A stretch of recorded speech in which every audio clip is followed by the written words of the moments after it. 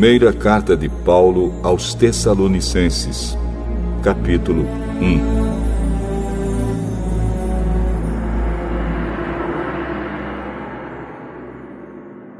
Eu, Paulo, e Silas e Timóteo, escrevemos esta carta aos irmãos da igreja da cidade de Tessalônica, a vocês que estão unidos com Deus, o Pai, e com o Senhor Jesus Cristo. Que a graça e a paz estejam com vocês. Nas nossas orações, sempre damos graças a Deus por todos vocês, e nunca deixamos de pedir em favor de vocês.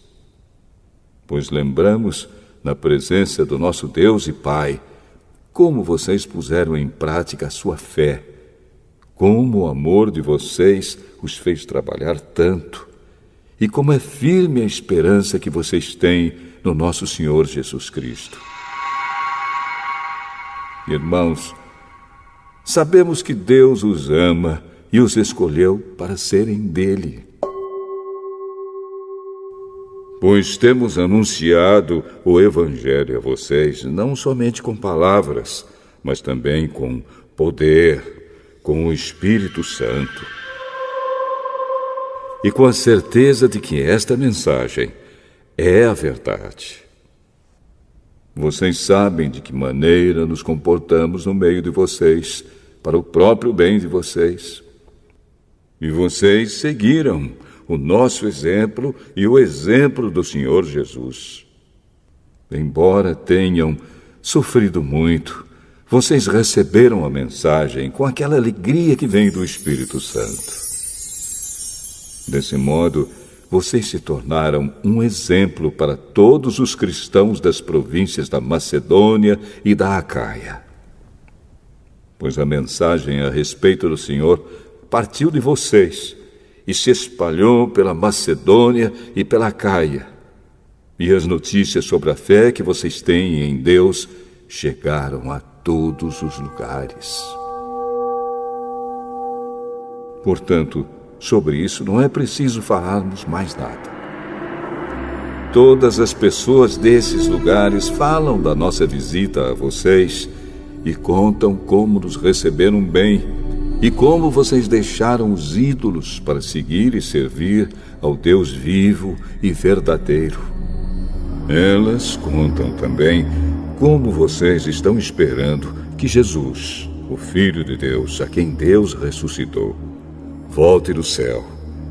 Esse Jesus que nos salva do castigo divino que está para vir.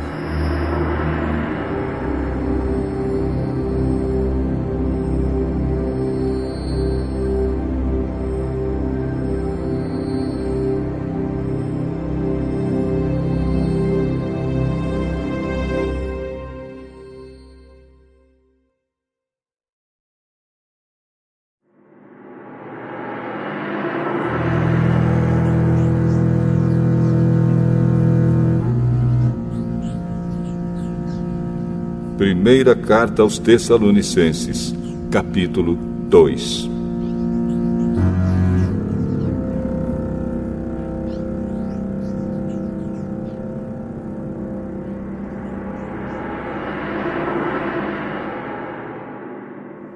Vocês sabem muito bem, irmãos, que a nossa visita não ficou sem proveito. Sabem também como fomos maltratados e insultados na cidade de Filipos, antes de chegarmos aí em Tessalônica. Fomos muito combatidos, mas o nosso Deus nos deu coragem para anunciar a vocês a boa notícia que vem dele. Aquilo que anunciamos a vocês não se baseia em erros ou em má intenção, e também não tentamos enganar ninguém. Pelo contrário, sempre falamos como Deus quer que falemos, porque Ele nos aprovou e nos deu a tarefa de anunciar o Evangelho. Não queremos agradar as pessoas, mas a Deus, que põe à prova as nossas intenções. Pois vocês sabem muito bem que não usamos palavras bonitas para enganar vocês, nem procuramos tapear vocês para conseguir dinheiro. Deus é testemunha disso. Nunca procuramos elogios de ninguém, nem de vocês, nem de outros. No entanto, tínhamos o direito de exigir de vocês alguma coisa, por sermos apóstolos de Cristo. Mas, quando estivemos com vocês, nós fomos como crianças, fomos como uma mãe ao cuidar dos seus filhos. Nós os amávamos tanto que gostaríamos de ter dado a vocês não somente a boa notícia que vem de Deus, mas até mesmo a nossa própria vida. Como nós os amávamos. Irmãos, vocês com certeza lembram de como trabalhamos e lutamos para ganhar o nosso sustento.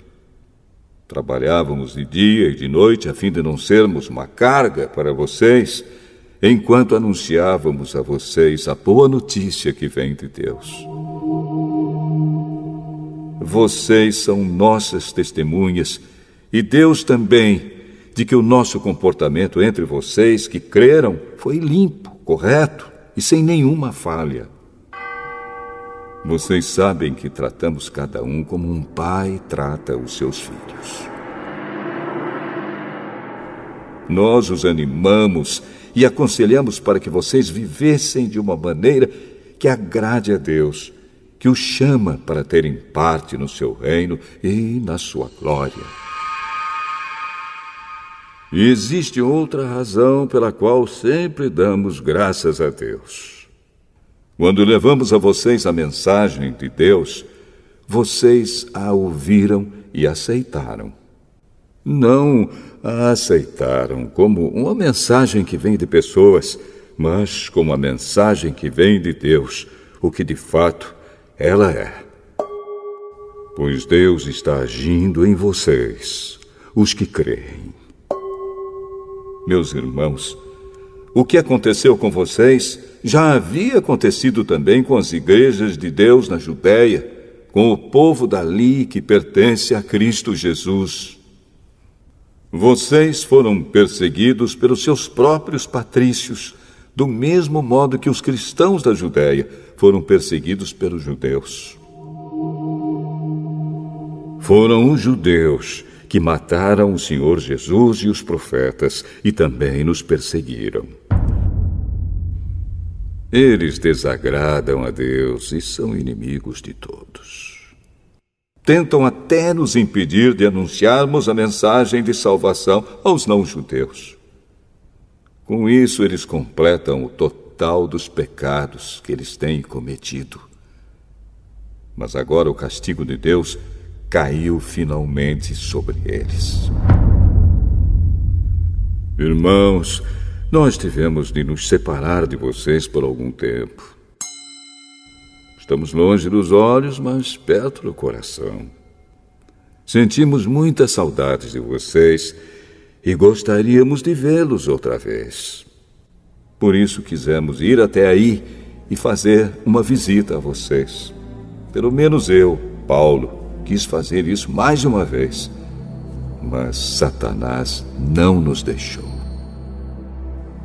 Afinal, quando nosso Senhor Jesus vier, vocês e ninguém mais são de modo todo especial a nossa esperança, a nossa alegria e o nosso motivo de satisfação diante dele pela nossa vitória. Sim, vocês são o nosso orgulho e a nossa alegria.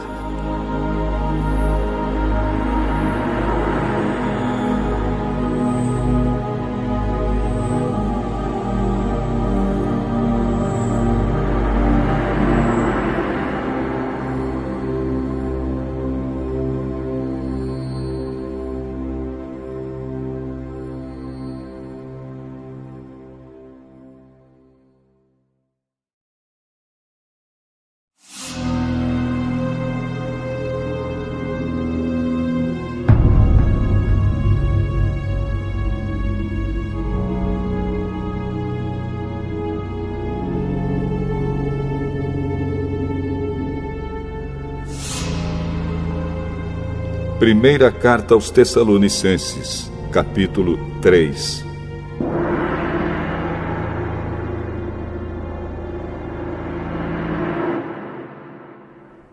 Então não pudemos aguentar mais sem ter notícias de vocês.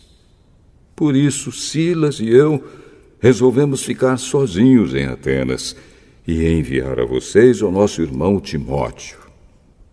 Ele tem trabalhado conosco no serviço de Deus, anunciando o Evangelho de Cristo.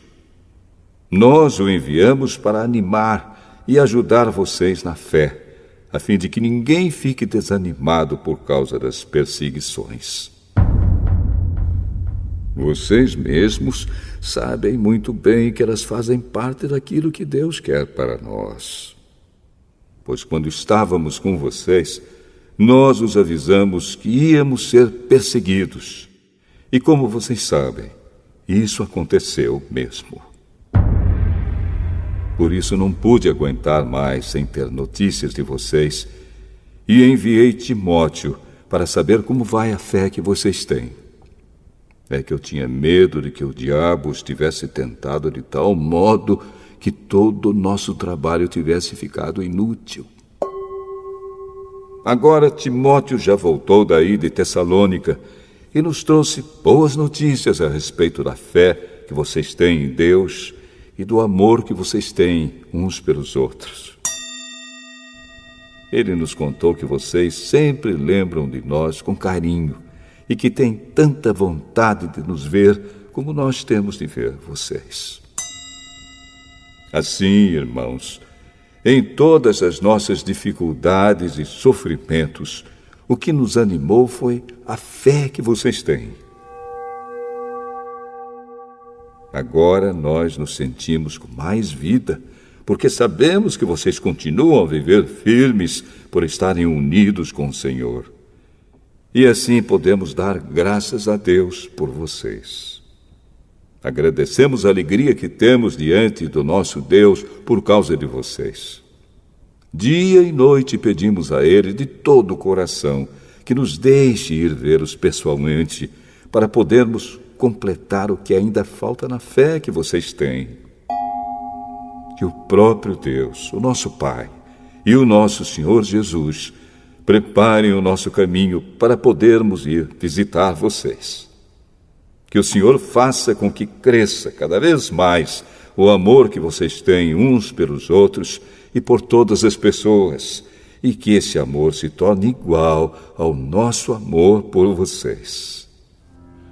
Desse modo, Deus dará força ao coração de vocês, e vocês serão completamente dedicados a Ele, e estarão sem culpa na presença do nosso Deus e Pai, quando nosso Senhor Jesus vier com todos os que são dele.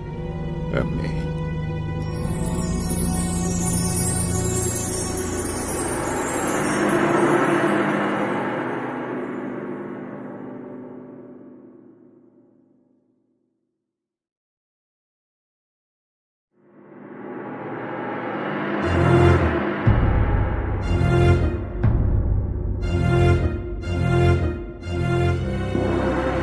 Primeira carta aos Tessalonicenses, capítulo 4. Finalmente, irmãos, vocês aprenderam de nós como devem viver para agradar a Deus. E é assim mesmo que vocês têm vivido. E agora pedimos e aconselhamos, em nome do Senhor Jesus, que façam ainda mais. Pois vocês conhecem os ensinamentos que demos pela autoridade do Senhor Jesus. O que Deus quer de vocês é isto: que sejam completamente dedicados a Ele e que fiquem livres da imoralidade. Que cada um saiba viver com a sua esposa de um modo que agrade a Deus, com todo respeito, e não com paixões sexuais baixas, como fazem os incrédulos que não conhecem a Deus. Nesse assunto, que ninguém prejudique o seu irmão, nem desrespeite os seus direitos. Pois, como nós já dissemos e avisamos a vocês, o Senhor castigará duramente os que fazem essas coisas. Deus não nos chamou para vivermos na imoralidade, mas para sermos completamente dedicados a Ele. Portanto, quem rejeita esse ensinamento não está rejeitando um ser humano, mas a Deus, que dá a vocês o seu Espírito Santo. Não há necessidade de lhes escrever a respeito do amor pelos irmãos na fé, pois o próprio Deus lhes ensinou que vocês devem amar uns aos outros. Pois é esse amor que vocês têm mostrado a todos os irmãos que vivem em toda a província da Macedônia. Portanto, meus irmãos, pedimos que façam ainda mais. Procurem viver em paz, tratem dos seus próprios assuntos e vivam do seu próprio trabalho, como já dissemos antes. Assim, aqueles que não são cristãos os respeitarão, e vocês não precisarão viver às custas de ninguém.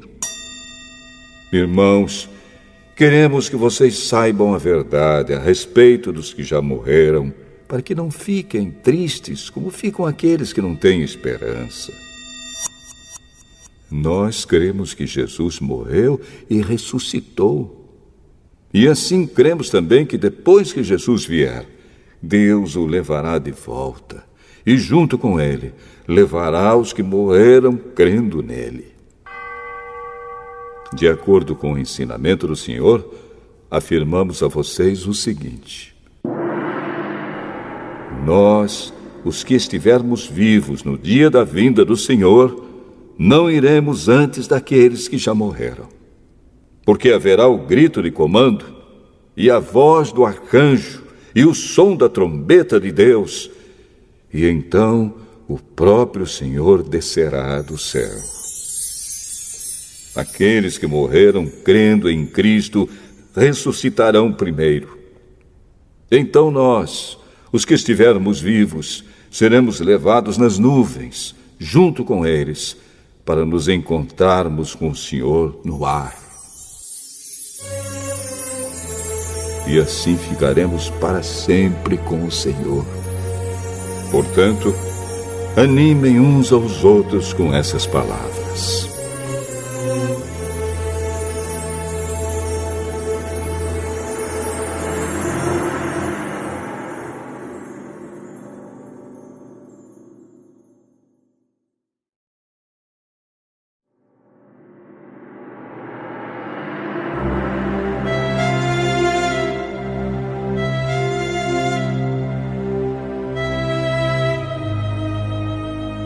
Primeira Carta aos Tessalonicenses, capítulo 5.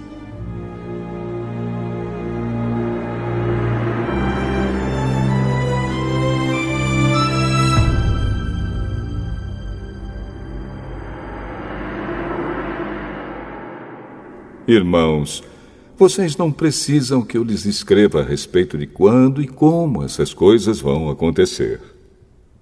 Pois vocês sabem muito bem que o dia do Senhor virá como um ladrão na calada da noite. Quando as pessoas começarem a dizer, tudo está calmo e seguro, então é que, de repente, a destruição cairá sobre elas.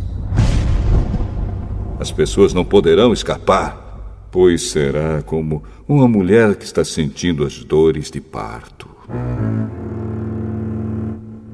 Mas vocês, irmãos, não estão na escuridão, e o dia do Senhor não deverá pegá-los como um ladrão que ataca de surpresa. Todos vocês são da luz e do dia. Nós não somos da noite nem da escuridão. Por isso não vamos ficar dormindo como os outros, mas vamos estar acordados e em nosso perfeito juízo. Os que dormem, dormem de noite, e os que bebem, é de noite que ficam bêbados. Mas nós que somos do dia, devemos estar em nosso perfeito juízo. Nós devemos usar a fé e o amor como couraça e a nossa esperança de salvação como capacete. Deus não nos escolheu para sofrermos o castigo da sua ira, mas para nos dar a salvação por meio do nosso Senhor Jesus Cristo, que morreu por nós para podermos viver com Ele, tanto se estivermos vivos, como se estivermos mortos quando Ele vier. Portanto, animem e ajudem uns aos outros, como vocês têm feito até agora. Irmãos, pedimos a vocês que respeitem aqueles que trabalham entre vocês, isto é, aqueles que foram escolhidos pelo Senhor para guiá-los e ensiná-los. Tratem essas pessoas com maior respeito e amor por causa do trabalho que fazem e vivam em paz uns com os outros. Pedimos a vocês, irmãos, que aconselhem com firmeza os preguiçosos, deem coragem aos tímidos, ajudem os fracos na fé e tenham paciência com todos. Tomem cuidado para que ninguém pague o mal com o mal. Pelo contrário, procurem em todas as ocasiões fazer o bem uns aos outros e também aos que não são irmãos na fé.